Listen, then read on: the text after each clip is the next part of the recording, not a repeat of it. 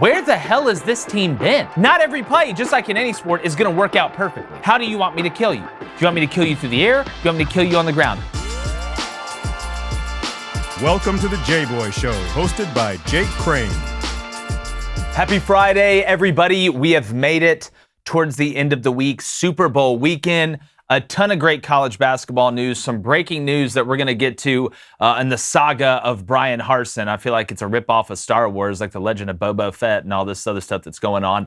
But before you do anything, hit that like button, hit that subscribe button, tell all your friends, have them tell all their friends, even the people that you don't like. Tell the people that you don't like to make sure they're checking us out. But I want to start with one of the biggest happenings last night in the college basketball world. We've talked about Purdue a ton on here.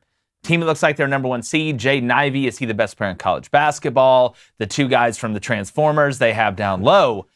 But they went up against a Michigan team who has been more confusing than me taking the ACT.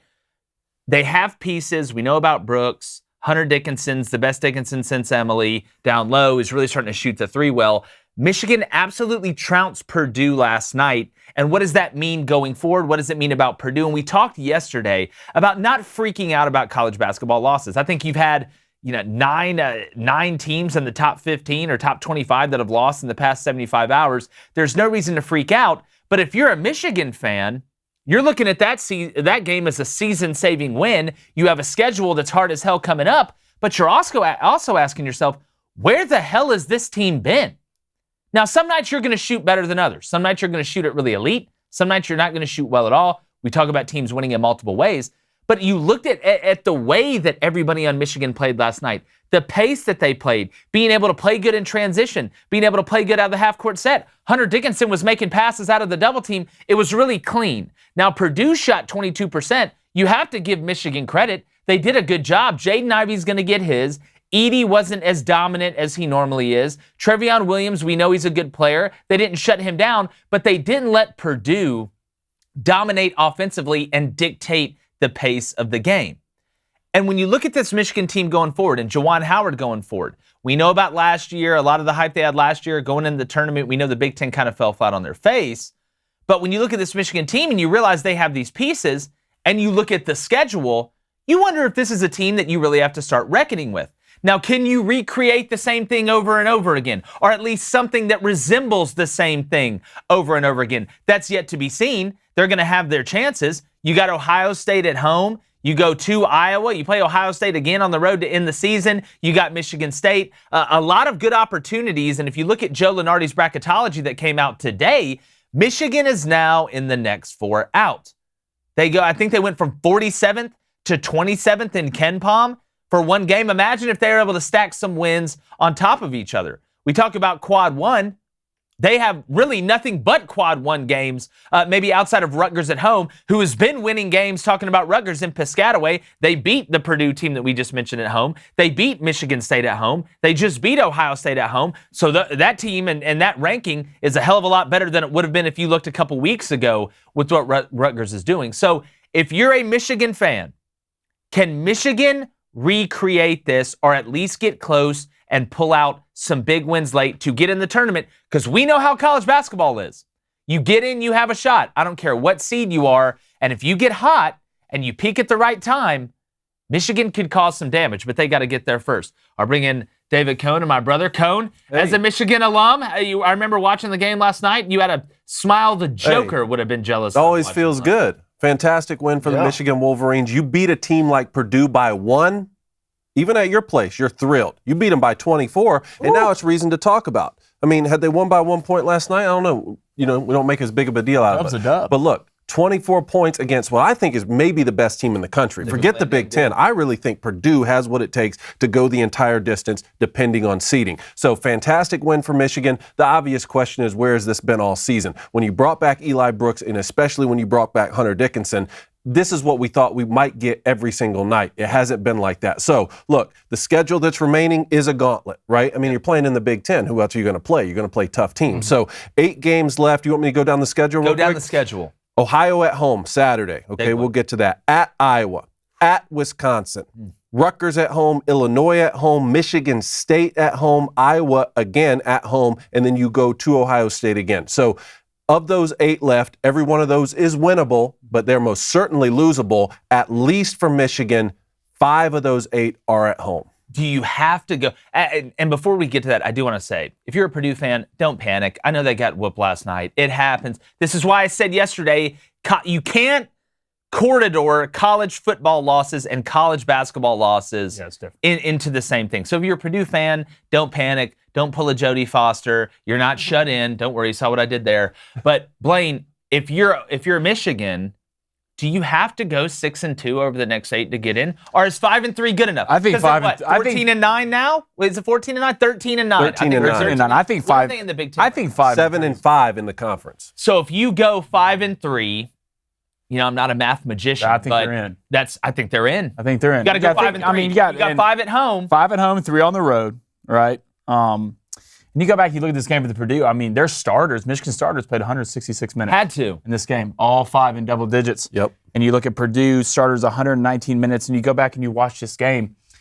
I saw the difference in Purdue and Michigan this game. Michigan played as a team. Yeah. Right? They played as a team 1 through 5. The guys got theirs. And you look at Purdue, right? Jaden Ivey's going to get there. I think the assist was 21 for Michigan. It was like 21-5. 5 for Purdue. So, I mean, Jaden Ivey's going to get his. That's what worries me a little bit about Purdue. Is if he doesn't get his, who do you lean on? Zach Edey got in foul trouble early, got taken out. Travion Williams is a great basketball player, and you saw what he did to Dickinson and had a great job.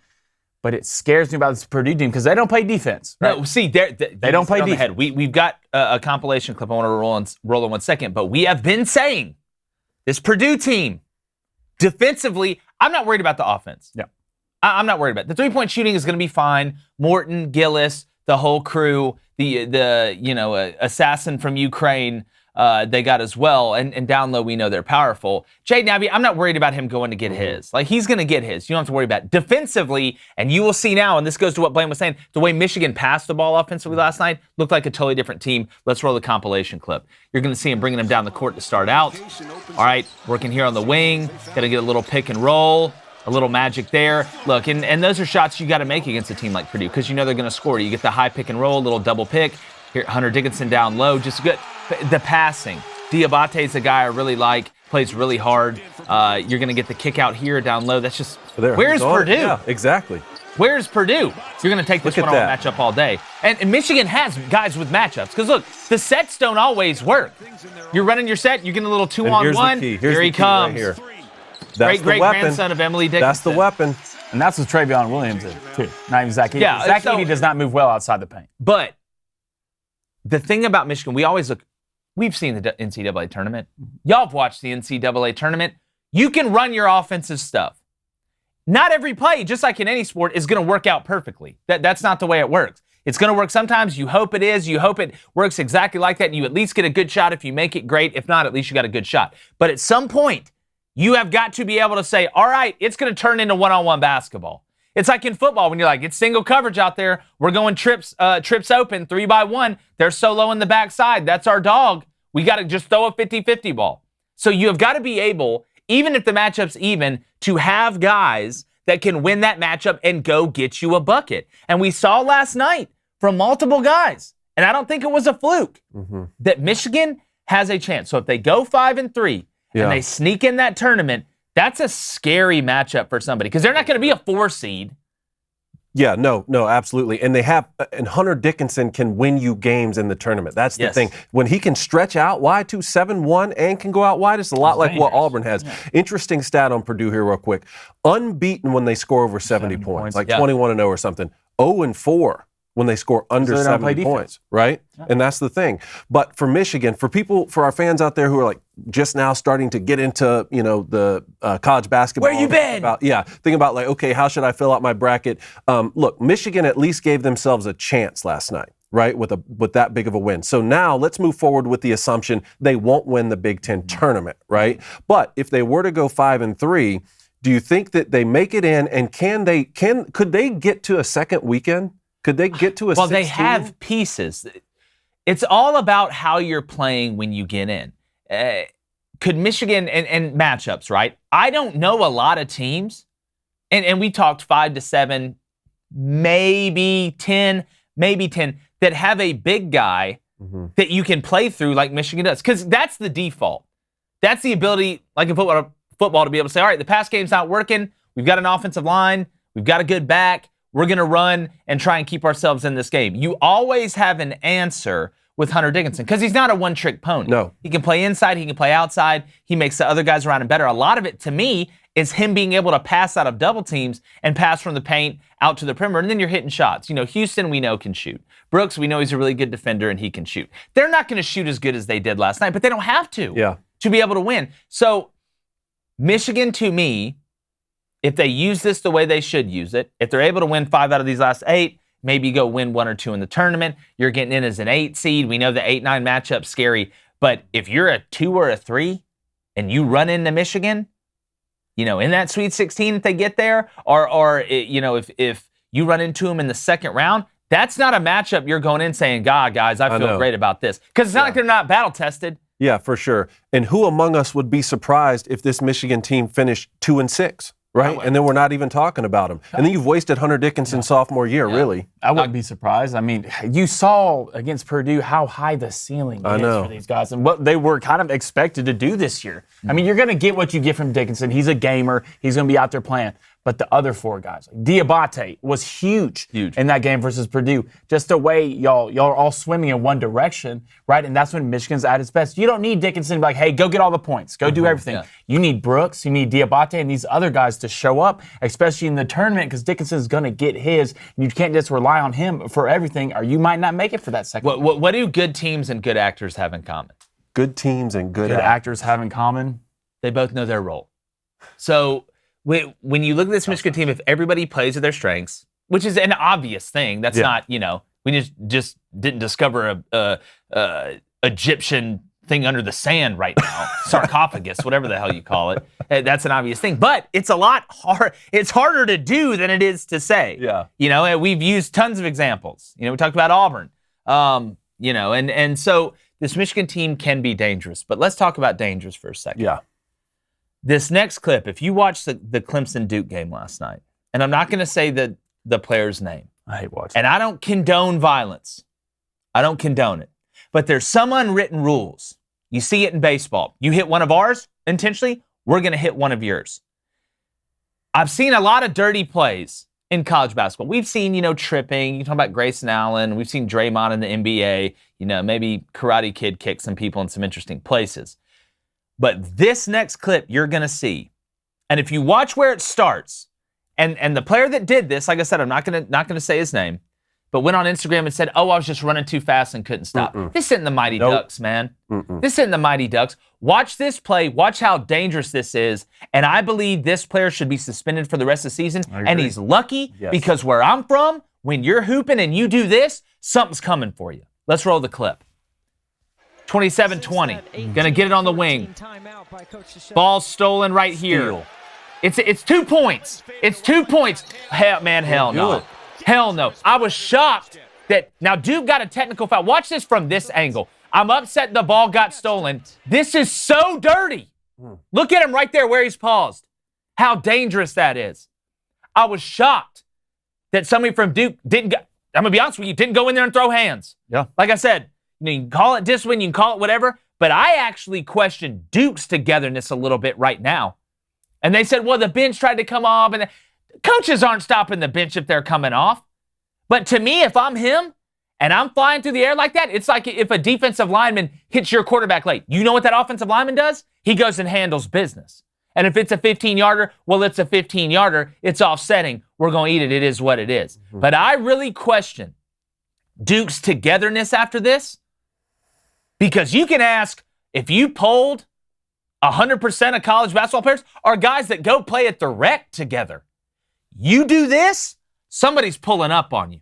Yeah, no, I agree. And a saying kind of where I'm from is we're going to get ours back in blood. Yeah. That's what we're going to get ours back in, Because, this, first of all, this has never, ever should be allowed in a basketball game. I agree. He should be, because he could have ended this kid's career. For sure. This kid could have never dribbled a basketball again. Right, and you're not stopping 7 guys coming off the bench And man, it's just, for me, it's terrible to watch. I know he came out in an apology, but sometimes in life when you get in a situation and stuff like this happens, have the person, because you don't have time to think, how you react is how they really feel. Yes. How they react is how they really feel. Either you're in it or you're out of it. And you look at Duke, if I'm a guy on that bench and I don't get a lot of playing time, but I'm there, I'm a great team guy, there's no question, there's no thinking, I am immediately running over there and I'm getting mine back in blood. Yeah, well, again, there's a line, right? There's levels. To me, the fact that you didn't have a reaction from those players on the court that would go over and get in that guy's face, I'm not even talking about, you don't even have to swing. That's not what I'm saying. But to get in his face and send them a message that this will not be tolerated, that's one of my brothers out there. We do everything together. We've sacrificed to get this point together, because you might as well have taken him from 10, 12, almost 15 feet as high as he was jumping in the air and dropped him off a one-story building upside down. That's what you're doing. It's a dirty play. There's no room for it in the game. And to be honest with you, I think his ass should be thrown out for good. I don't think he should play in another college basketball game, because at the end of the day, you get thrown out in college football in the game for targeting, right? Those are apples and oranges.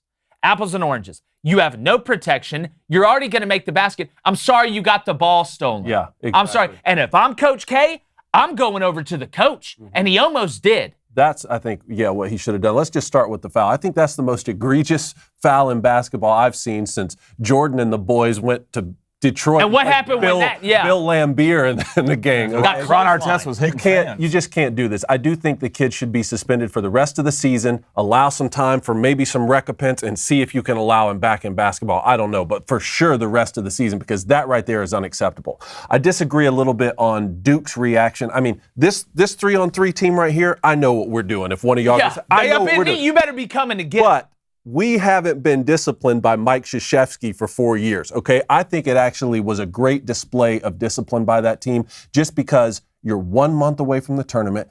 Mike Krzyzewski has big plans for this team. I think they can make a deep run in the tournament. And just imagine if there was some reactionary right there, okay? And one of these players went and got in some sort of fight because of this situation. And that was really what Mike Krzyzewski in his last year had to have a cloud over him as he exits. I get that. And what I am not saying, that's where me and Blaine differ a little bit. Blaine just wants to turn into a cage match and rip his arms off. What I'm saying is, there's a difference between going over there and starting a brawl, or guys coming off the bench and going over and physically starting a brawl with the other team, as opposed to the instant reaction of those guys on the court running over there, because it wasn't a run over there, and get it. We've seen guys throw elbows and have other guys run in their face. Sure. There was just no instant reaction of, you put one of my brothers in danger, and I'm coming over here to handle business. Now, the definition of that, and I think you are correct,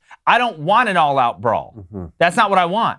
Because you could have a star player that ends up not playing for 2 weeks or something like that as we get close to the tournament. But somebody should have gone over there and got in that guy's face. They should have. Because that is unacceptable. It's unacceptable on any level.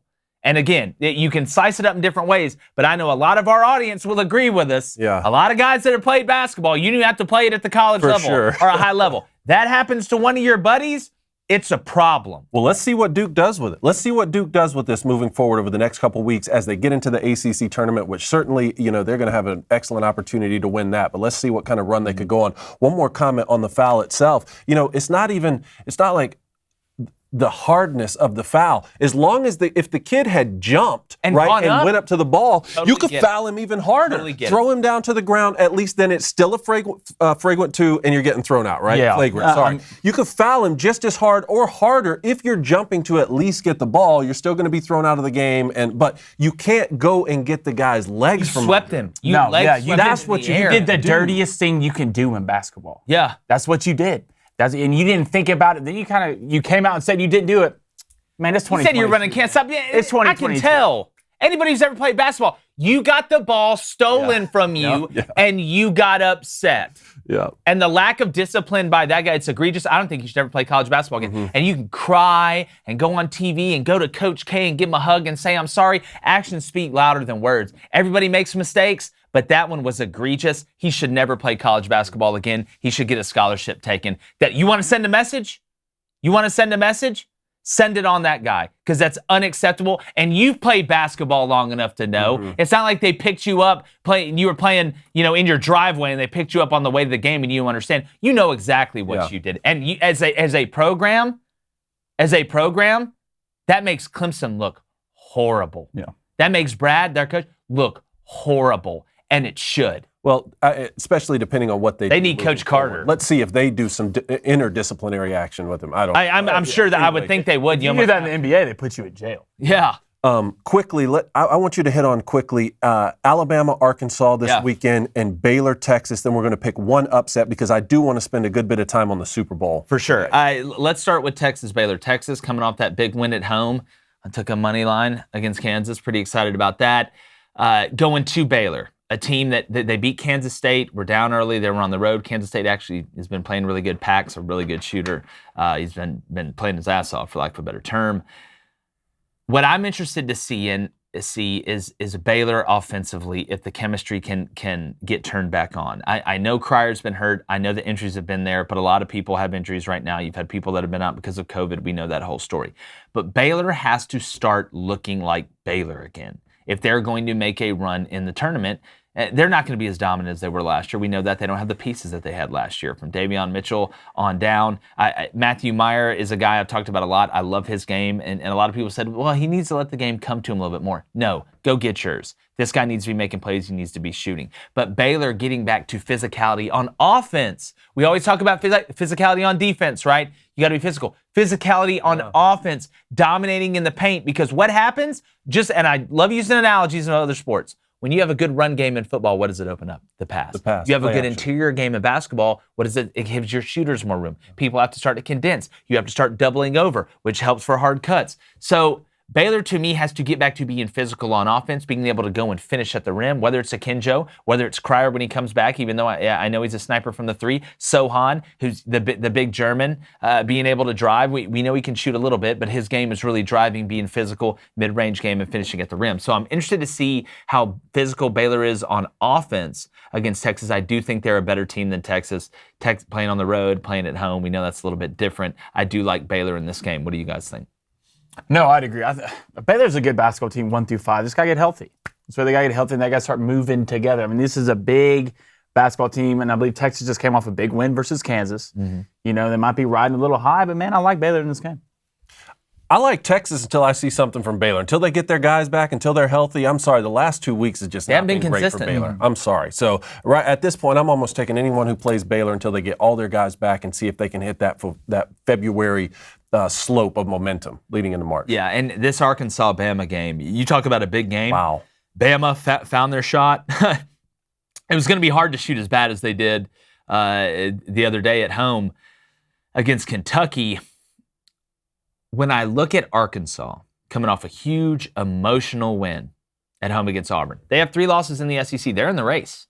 Auburn's 10-1, Kentucky's 9-2, they're 7-3. Tennessee's right there behind them.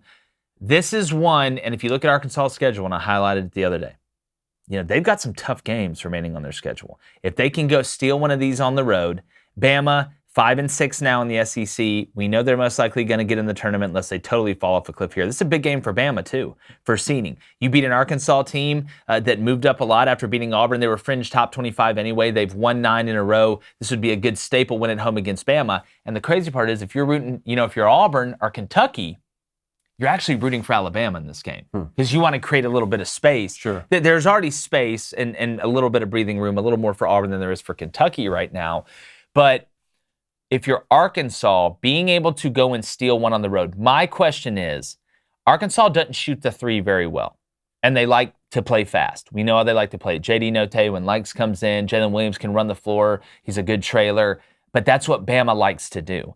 The more I look at this game, the more I like Bama. I'm interested to see the line when it comes out. I would guess it would probably be Alabama, maybe 5 or 6, somewhere around there. That much? I think it's going to be that much. If they're shooting well. Shackelford, to me, is playing as well as anybody in the country at the shooting guard spot. He really is. From driving to being able to shoot the 3, whether it's a contested 3 or not. The guys on the periphery, the Keon Ellises. J.D. Davidson scored 18 points the other night. He remembered. Now we'll see if he can do that again. Ole Miss defensively had a ton of problems, which shocks me because Kermit Davis is one of the best in the world at teaching defense and being able to switch defenses. They looked more lost than, Pinocchio. So when I look at this game, I do like Bama, but I always find it interesting when you get this late, when you look at the standings, seeing the schedules that are remaining. We talked about Michigan's, right? But looking at Arkansas's, this is one you're going to have to win one of these. You're going to have to win one of these, whether it's at Florida, whether it's at Bama. And it's not like you're catching a Bama team that is going to be, down for this one. And Arkansas is not a team that's a bad team, so Bama's not going to play down to their competition. So I like Bama in this one, and if they do, you've got Auburn, who's got A&M at home, which they should beat on game day. Vanderbilt at home, which they should beat the next Tuesday or Wednesday, I believe. So, if you're Auburn or Kentucky, you're looking at this game, and you're really rooting for Alabama. Alabama shot 60% from the floor against Ole Miss, 63% from three. They won't shoot that well again all season, I don't think. It's kind of like the same question we ask about Michigan. Do they have to? Can they still win when they don't? Okay, Arkansas coming off a huge win. Jaden Shackelford and J.D. Note, who has more points? Shaq. I'm going to go Shaq. Okay. I'm going to go Shaq. I know Note just came off a game against Auburn where he lit it up. Shackelford, to me, not that J.D. hasn't been consistent. He's more pure of a scorer. That's his job, really. If you look at Shackelford, the only way I see Arkansas being able to pull this one out is if Bama gets in foul trouble. Because, look, I'm not even talking about Bediako getting in foul trouble, because he's been decent at some points, but he's really been pretty much a non-factor for the whole year. And it's not like Arkansas has some 7-footer down there that you're worried about that can dominate. This game is going to come down to how the guards play. That's what it's going to come down to, because it's going to look like this. It's going to be up and down. I think it could be pretty high scoring. Arkansas loves to drive. They kick it a little bit. They don't shoot the three great. We know Alabama, the way they play, what Nate Oates has brought in there. I think this is going to be a really high-scoring game. I'm going to look at the line, and it's going to be really hard if it's under 157, somewhere around there, for me not to take the over. Because I think you're going to see a lot of points scored in this game, and there's not going to be a lot of just, all right, hey, let's set it up. Let's run the half-court set. Blaine, who do you like? I like Alabama in this game. And this is such a Bama. This Bama team to me is just insane. You go from 10% shooting from three to Kentucky to 43%. Dr. Jekyll and Mr. Hyde, 43% shooting against Ole Miss. And I feel like Jaden Shackelford's one of the best players in the nation. I really think he is. Really and with is, Jelly Fan, with Quinterly. I mean, Ellis is starting to come on a little bit, but I think the big key for Arkansas, you look at Jalen Williams in this game. Right? Can they start dictating the pace a little bit? Can they win in the paint a little bit? Well, when you talk about dictating the pace, though, here's my question, because that's what we were saying earlier. Arkansas likes to run. Bama likes to run. I said this when we talked about the Auburn and Arkansas game. I find it very interesting when you see two teams that do the same thing. So if you're Arkansas, knowing you're going to Bama, and I know you want to dribble with the hand you're strong with. Okay, I get it. You want to play to your strengths. But do you try and slow the game down a little bit? Because when Bama's hot, when they're cooking, go back to that Baylor game. What they're doing. They're running. They're running. But if you're Arkansas, do you try and slow it down a little bit, make it a half-court set game, because that takes the crowd out of it a little bit, and you're not just going. Like when J.D. Davidson comes in, when he's running and creating, they're really dangerous. But when he has to slow it down, and he's got to read defenses, that's where you see Alabama struggle a little bit. Okay, so if you're Arkansas, are you manning on defense or are you zoning this game? I think you got to mix it up. I think you got to throw different looks at Bama. But what scares me about Bama is if you're going to run the zone, because just like in football, it's zone until it's man. Yeah. So are you going to give J.D. Shackelford that shot in the corner? Because that's where Bama kills you. To me, I'd run a whole hell of a lot more man and switch everything. Because in Arkansas, the crazy part about it is personnel-wise, there's a lot of similarities too. So if Arkansas is going to sit here and run man, you can switch everything. Juwan Gary doesn't scare me in the post. Noah Gurley doesn't scare me in the post. Bediako has trouble catching the ball, whether it's down low, whether it's in transition, whatever. So this is a game where you can run man and switch a lot, and you're almost going to have to, because if you sit there and run a zone and you want to run a 2-3 zone, and if Bama's shooting like crap, they're shooting like crap. Yeah. But if they're hot and you're running a zone, they can murder you. Well, really quickly, give me one upset for this Saturday or this weekend. I like Oklahoma over Kansas. Yeah? I do. I haven't really believed in this Kansas team You haven't. at all this year, right? They're coming off a loss versus Texas. Oklahoma coming off a big win versus Texas Tech. Yeah. Look, if Oklahoma's Staples defense. That's what they like to do. Yep. Their guards, Goldwire and them, are unbelievable. And they're shooting from the three. If they're hitting from the three, man, they're a dangerous team. So give me them Bros. Boomer Sooners over them Jayhawks, baby. Upset this weekend. I'm gonna look past Saturday. I'm gonna look to Sunday. Okay. Ooh, Super Bowl. UConn, a team that has talent, loves to go down low. Going to St. John's. St. John's 12-10. They've looked good at some points, look bad at others. They gotta have it. I think St. John's, the Red Storm. Okay. Like a meteorologist over here. I thought you'd go St. Mary's over Gonzaga. Well, I'd like to say this. Congrats to Gonzaga on their huge win over Pacific. Yeah. I wonder what it's like to play in The ocean. Hey, I have no respect for a team that is favored over 30 points against a team in their own conference. How many times has Gonzaga been favored 25 points or more? That's how you know. A lot. Go to the SEC. How many Big Ten teams are favored 30 points over somebody in the conference? Big 12, ACC, SEC. That's why I can't wait. I can't wait to get in the tournament and watch Gonzaga lose in the second round of the Sweet 16. Remember I said it. Remember I said it right here. And if I'm wrong, I'll come on here and say I'm wrong. I'll be the first person to come on here. But I'm so excited to watch Gonzaga lose to somebody in the second round. I hope Gonzaga runs into Marquette in the second round. I can't wait. I don't want to stick too much on it. Who do you got? Boys, y'all know who my upset this weekend is? Yeah. Michigan over Ohio at home. It's always Ride just the a little boys, different. baby. It's a little different. Let's see. We're going to find out. Was it a fluke? Was it a fluke, or are you trying to set something up for March? 24. Okay. You trying to NIT, or are you trying to maybe go make a little run? We'll find out, because the Buckeyes are coming to the house. That schedule. I that wonder- stretch is brutal. I wonder my what guy. the line on that is. How much you want to bet it's like Ohio State -2 or something? You don't just low. walk into Chrysler Arena. You don't just waltz in there and come get a dub, okay? So let's see. Let's see if it was a fluke. Did you want to touch on anything with I Auburn want to football? touch on the Harsin situation. It's been reported by Pete Thamel, Chris Lowe, guys that are sources you can trust most of the time, that Brian Harsin is going to be retained at Auburn. Wow. Going to be retained. Well, I said. God, I put my hat in for the job. Here's where I'm at on it. And like I said the other day, regardless of what side you're on, the get rid of Brian Harsin or the keep Brian Harsin, keeping him. So you mean to tell me that you just drug Auburn's name through the mud everywhere, turned him into the laughingstock of college football so far at the turn of the new year for nothing? For nothing. Auburn should change their nickname from the Tigers to the Masochists. If I'm Brian Harsin, how can I ever trust you again? It's like getting cheated on. I'll tell you it's okay. But deep down, am I still worried? So now, watch. Two things are going to happen. One, Brian Harsin's going to struggle, and they'll fire him after this year. They'll be like, see, I told you. Or he's going to do really well, and then leave and go somewhere else. This is like one of those situations. I'm telling This you. is like one of those You don't forget this. Yeah. This isn't something you sweep under the rug. And I'm not saying they should have done anything either way. But so basically, you just did all of this for nothing. For absolutely nothing. So now all the negative recruiting that's going to take place is still going to take place. Now coaches wondering if they should come in, or coaches that are on staff now, like a Zach Etheridge, looking around like, man, do I really want to stay? So you did this all for nothing. There's an old saying. If you play stupid games, you win stupid prizes. It's just one of those situations where like a girl is trying to kiss her boyfriend and they feel like they did, but it ends up he's just been planning a party for you the entire time. He just has like a party planner. He's like, you're cheating on me. He's like, well, babe, why are you testing Jessica? That's what it's like. It's legitimate. That's what it's like. Now you look stupid.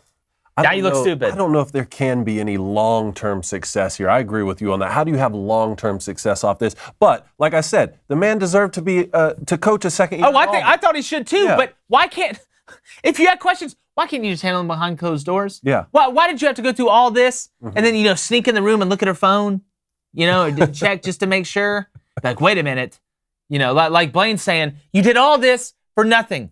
For nothing. You literally just punched yourself in the face over. It's like Edward Norton from Fight Club. You're just beating the crap out of yourself for no reason.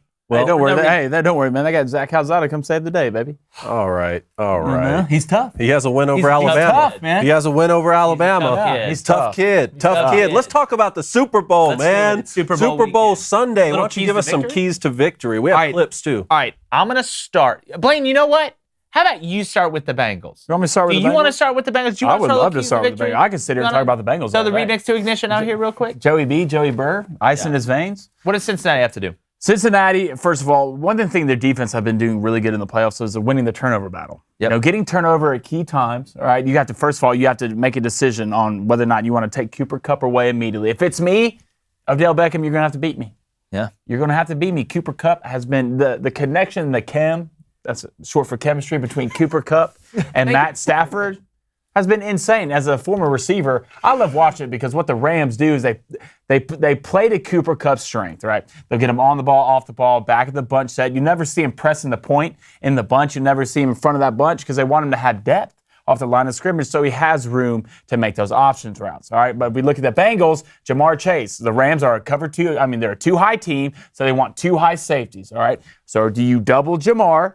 All right, do you travel Jalen Ramsey the entire game? So that's the decision. Either you're going to bracket Jamar or travel Jalen, and you have to lean on Boyd. You're going to have to lean on T. Higgins. You're going to lean on C.J. Uzama, or you lean on Joe Mixon out of the backfield. You know their D-line, that ferocious D-line for the Rams. You got to keep them off balance with flares out to the running back. You got to screen him a little bit. You got to get him running sideline to sideline. And you got to let Joey be Joey B, and he plays his best in championship games. This might be the first time you ever got there. I tell you what, man, I believe in that guy. I tell you what, man. Go ahead. I've got a clip of the Rams here, and I'll roll it a second. But like Blaine was saying, that the way they put him in the bunch set, he's never really on the ball. It's hard to press. When he's already hard enough to press if he is on the ball. But I think the Rams do a good job of keeping him as clean as possible. And we know in the NFL, you can't whisper to a receiver after 5 yards. So it's just, hey, what's up? Walk to the party. Hey, man, let's go. But when you watch this, the thing that's scary about the Rams is, and it was something that was scary about Tom Brady and Julian Edelman and Wes Welker and these guys, is the amount of option routes that you give. And a lot of people run out option routes in the NFL. A lot of people run option routes in college. It's a great concept, choice route, whatever the hell you want to call it. But some guys do it better than others. It's just how it is. The chemistry has to be there. The rapport between the quarterback and the receiver, and the rapport that Matt Stafford not only has with Cooper Kupp, but for the other receivers when people are cheating at Cooper Kupp, are what separates the Rams. My key to victory is don't abandon the run. I'm going to get to in a second, but I'll roll these clips. Watch Cooper being able to read leverage here and Matt Stafford being on the same page with him. Let's roll the clip here. You're going to get out of a 2x2 set. You're going to see Matt working to his side. You're going to find him. And look, this was a great route. He absolutely, shook the hell out of the backer. But being able to see the two high safeties, he's actually here on the ball, beating the press. It's two man is what it is. But being able to shake off the route, get underneath the safety, and make a play. Then he has the ability to go vertical. You want to play me low? Or you want to blitz my guy, Todd Bowles, in a clutch situation? You want to blitz him? That's fine. I walked in the kitchen. Mom's not in there. I saw the cookie jar. I'm taking the cookies. If they're inside leverage, I'm going to go outside. If they're outside leverage, I'm going to go inside. If they're high, I'm going to go low. If they're low, I'm going to go higher than the front row at a Snoop Dogg concert. So having the ability to work whatever they're giving you, and you have more options than an all-you-can-eat buffet, allows you against whatever coverage. You mix that with great ability and great feel and great instinct, with Matt Stafford and Cooper Kupp both have, you have a deadly combination. But having said all that, if I know that, the Bengals know that. So they're going to have something built in. I don't know what they're going to do, if they're going to end up dropping 8 into coverage like they did against the Chiefs and saying, you know what, if you want to put it all in the pass game, put it all in the pass game, and we'll drop everybody. We'll drop it like it's hot. A lot of Snoop Dogg references here later.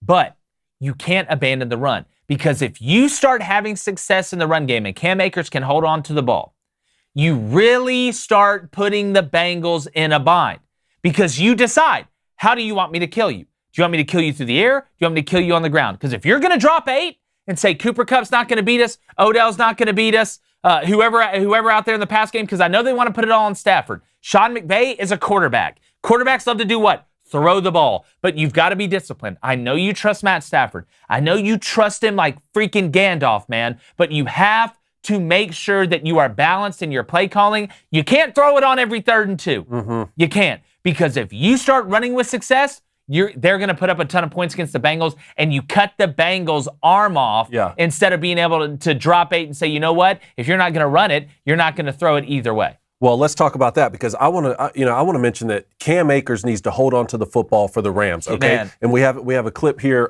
from the NFC Championship as well. But let me break down some stats first, okay? Points per game for these teams: Rams 27.1, Bengals 27.1. Points allowed per game: Rams 18.3, Bengals 19.7. Total yards 386 Rams. 385 Bengals. Let me point out a discrepancy, though, okay? Rush yards allowed, 54 for the Rams, 127.3 for the Bengals, okay? The Rams can run the football on Can't abandon but I'll it. tell you what cannot happen. Cam Akers cannot put the football on the ground because the Rams are going to find themselves in a 4-minute drill situation, okay? 4-minute drill, the exact opposite of a 2-minute drill, okay? 4 minutes, you're trying to milk the clock. You're trying to stay in bounds. You're trying to what? Run the ball a lot. And when they do, this right here can't happen. Run this.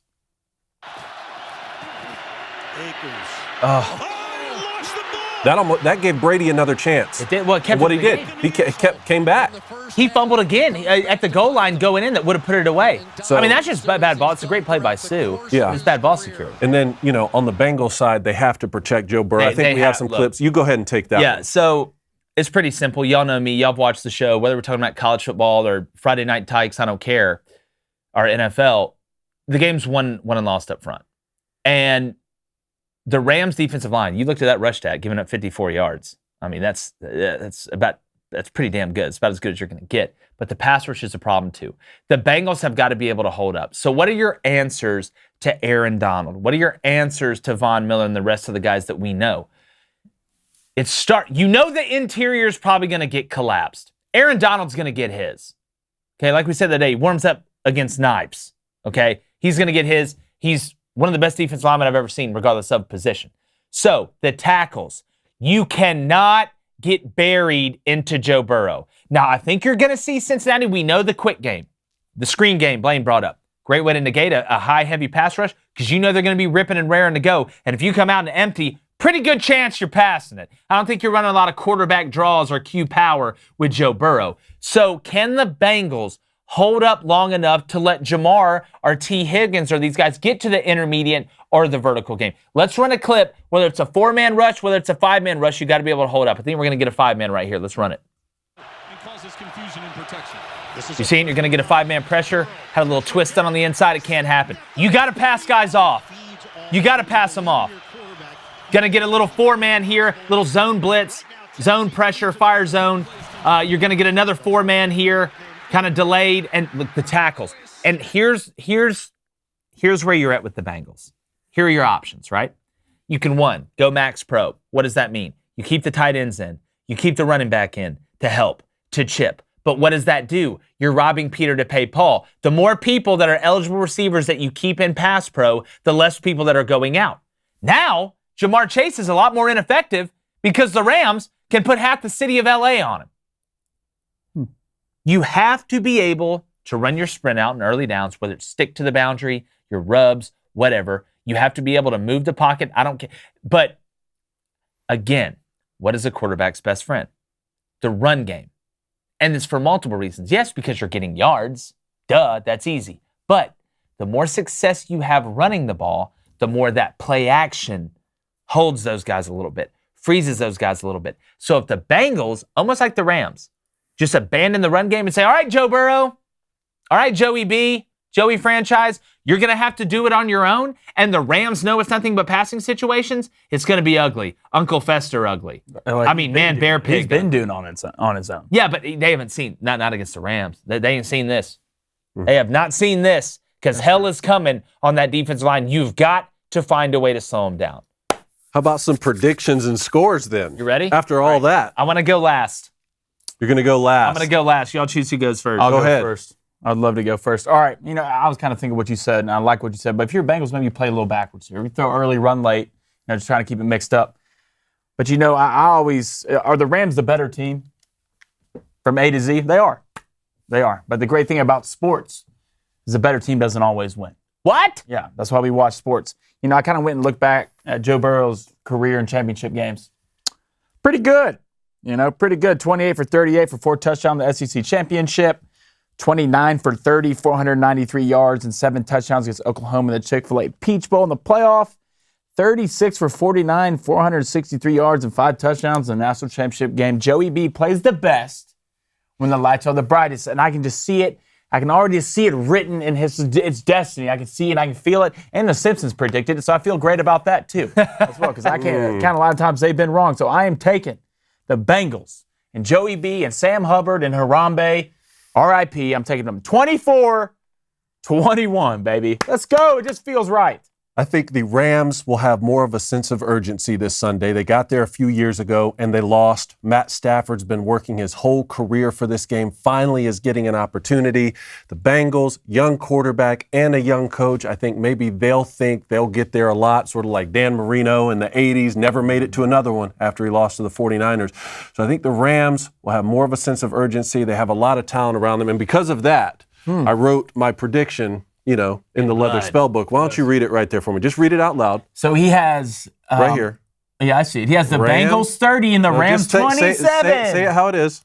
Rams 30, Bengals To 27. That's what I wrote down. That's what I wrote down. That's a lot of today. points, though. You think the Bengals are going to That's what I wrote down. But you have been exuding so much confidence. Come on, in David. Joey franchise. Come on. You just chirping in my right ear all week. You know what? I'm going to go Bengals. 30-27. I'm going to go with the Midwest blue-collar underdogs. It just feels right. right. Me and Sean McVay, we still have beef from 2003. Let's go. Marist High School, Statesboro High School, state championship. I already lost one to him. I want the Bengals. Come on, Let's baby. go, Joey man. B in the game. Blaine, let's see if that'll make it. I don't want you to read it yet. That's got my score on it. Go ahead and pick it up. I don't want you to read it yet. But I do want to look in the camera and say this. You're going to don't look at it yet. You're going to hear a lot, I swear. What you're going to hear from Blaine and Cone is they're going to pull at your heartstrings. They're going to get up here and tell you destiny. It's written on a tablet somewhere in Mesopotamia. But I want to talk about facts. Where's the game won and lost, fellas? Up front. Outside. Receiver. Up front. Aaron Donald. That's such a receiver thing to say. Yes. The game is won and lost up front. The Rams are better on the offensive line. They're better on the defensive line. They have more weapons on the outside. Matt Stafford, we know, can play under control. Blaine, I want you to open up that note. I want you to read what it says. Out loud. What does it say? It says, Blaine sucks. Yeah. So the score of the Super Bowl, I'm going to go ahead and tell it to you. Rams, 31. Bengals, 23. I think, like you said, you're going to get a little 4-minute drill situation at the end. I think the Bengals will get the ball back with 20, 25 seconds. Mm-hmm. Joe Burrow's going to get close. Throws a pick. They're not going to get there. I don't think he's going to have they're going to play prevent, but rush 4. Rush 4. Prevent prevents you from what? Winning. I like the Rams. 31-23. Great show, Pull fellas. at their heartstrings. Like I said, they're going to try and just reel you in. They're going to give you the Simpsons and all this other Illuminati stuff. Brendan Fraser told me that if the Rams are minus 2.5 or anything, they're minus 4 right now. they're minus 4. Take them. Really? They're minus 4. Take them right now. Remember, I said that. Enjoy your Super Bowl watching. It's been a great show, and Matt Stafford's amount of Super Bowls that he hasn't won, because they're going to win. They're going. Gone.